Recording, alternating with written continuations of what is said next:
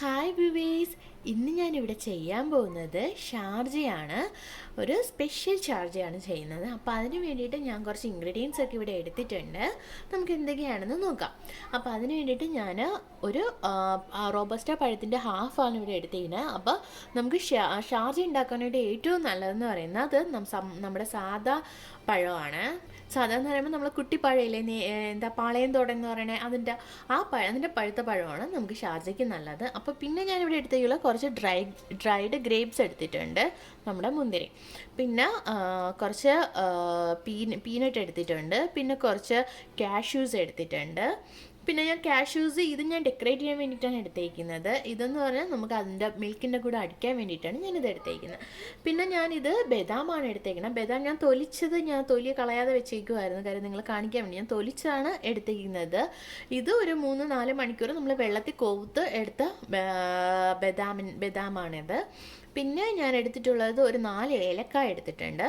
പിന്നെ ഒരു കിറ്റ്കാറ്റിൻ്റെ ഒരു ചോക്ലേറ്റ്, 5 രൂപയുടെ ഒരു കിറ്റ്കാറ്റിൻ്റെ ചോക്ലേറ്റ് എടുത്തിട്ടുണ്ട്. അപ്പോൾ ഇതെന്ന് പറഞ്ഞു കഴിഞ്ഞാൽ നമുക്ക് എൻ്റെ കയ്യിൽ ബൂസ്റ്റോ ഹോർലിക്സോ നിങ്ങൾക്ക് എന്തെങ്കിലും ഉണ്ടെന്നുണ്ടെങ്കിൽ അത് ആഡ് ചെയ്യാം.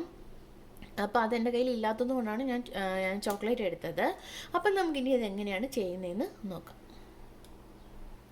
ഞാൻ ഇതിലേക്ക് വേണ്ടിയിട്ട് 1.5 ഗ്ലാസ് പാലാണ് ഞാൻ എടുക്കാൻ പോകുന്നത്. അപ്പോൾ അതിലേക്ക് വേണ്ടിയിട്ട് ഞാനൊരു പീനട്ട്, ഇങ്ങനെ പൊളന്ന പീനട്ടാണ്, ഒരു 20 എണ്ണം എടുത്തിട്ടുണ്ട്. പിന്നെ പിന്നെ എന്താന്ന് പറയുന്നത് കാഷ്യൂസ് എന്ന് പറയുമ്പോൾ ഒരു 5 എണ്ണം ഞാൻ പൊടിച്ചാണ് എടുത്തേക്കുന്നത്. പിന്നെ ബദാം ഒരു 8 എണ്ണം ഞാൻ എടുത്തിട്ടുണ്ടാവും.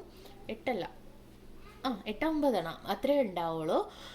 പിന്നെ ഞാൻ പറഞ്ഞല്ലോ ഏലക്ക 4. അപ്പം നമ്മൾ എന്താ ചെയ്യേണ്ടതെന്ന് വെച്ച് കഴിഞ്ഞാൽ, ഫസ്റ്റ് നമുക്ക് ഈ പഴം ഒരു മിക്സിയുടെ ജാറിലോട്ട് കട്ട് ചെയ്തിടാം. ഞാനിവിടെ ഒരു ജാർ എടുത്തു. ഞാൻ ഇതിലേക്ക് പഴം നമ്മൾ എടുത്ത് വെച്ചിരുന്നത് കട്ട് ചെയ്തിടാൻ പോവാം.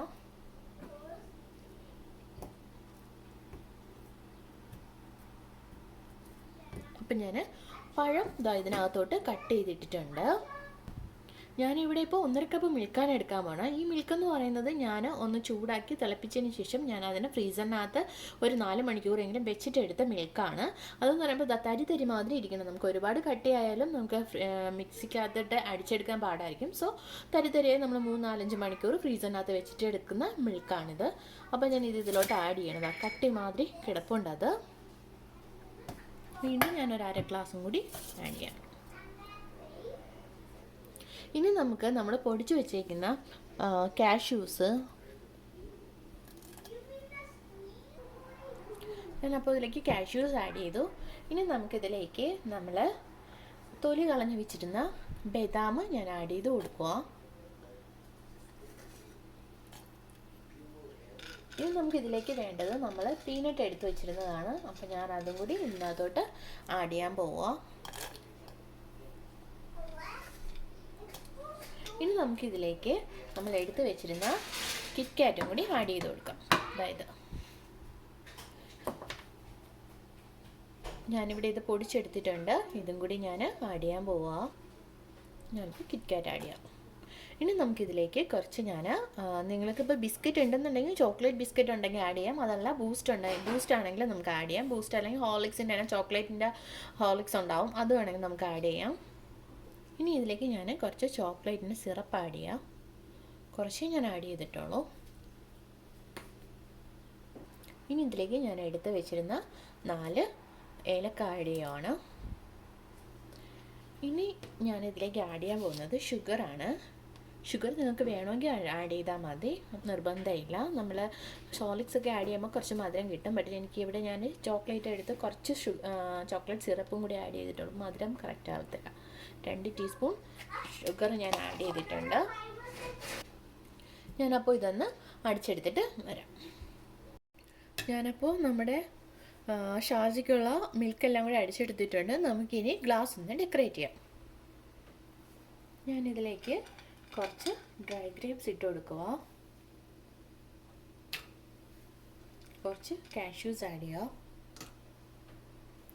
കുറച്ച് സ്ട്രോബെറി ആഡ് ചെയ്യുന്നു. കുറച്ച് ജാം എടുത്തിട്ടുണ്ട്, അത് വെച്ചിട്ട് ഞാൻ ഗ്ലാസിൻ്റെ സൈഡൊന്ന് ഡെക്കറേറ്റ് ചെയ്ത് കൊടുക്കുക.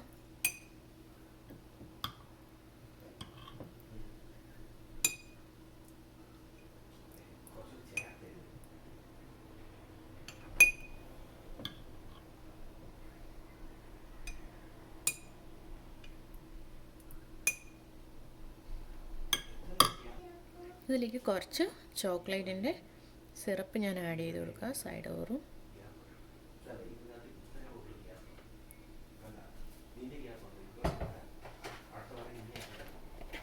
ഇനി ഞാൻ ഇതിനകത്തോട്ട് കുറച്ച് ഐസ്ക്രീം ആഡ് ചെയ്യാം. അടിച്ചു വെച്ചിരിക്കുന്ന നമ്മുടെ ഷാർജയുടെ മിൽക്കെല്ലാം കൂടി ഇതിനകത്തോട്ട് ആഡ് ചെയ്ത് കൊടുക്കുക. ഇതിൻ്റെ മുകളിലായിട്ട് വീണ്ടും ഐസ്ക്രീം ആഡ് ചെയ്യും. ഞാൻ ഇതിൻ്റെ മുകളിലായിട്ട് ഐസ്ക്രീം ആഡ് ചെയ്യാം.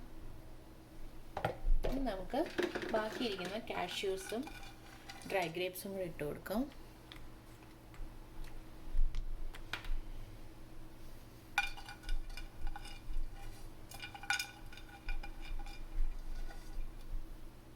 സ്ട്രോബെറി,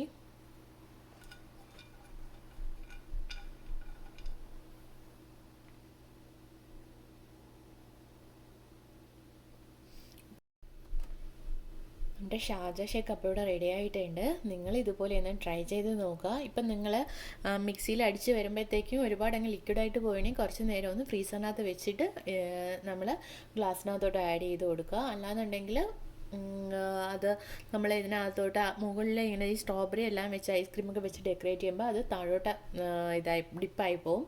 സോ നിങ്ങളും അപ്പോൾ ഇത് തീർച്ചയായിട്ടും വീട്ടിൽ ട്രൈ ചെയ്ത് നോക്കുക. നല്ല ടേസ്റ്റാണ് നമ്മളിങ്ങനെ ഉണ്ടാക്കി കഴിക്കുമ്പോഴത്തേക്കും. നിങ്ങൾ ട്രൈ ചെയ്യുക. ഇഷ്ടപ്പെട്ടെങ്കിൽ ലൈക്ക് ചെയ്യുക, ഷെയർ ചെയ്യുക, സബ്സ്ക്രൈബ് ചെയ്യുക. Thanks for watching.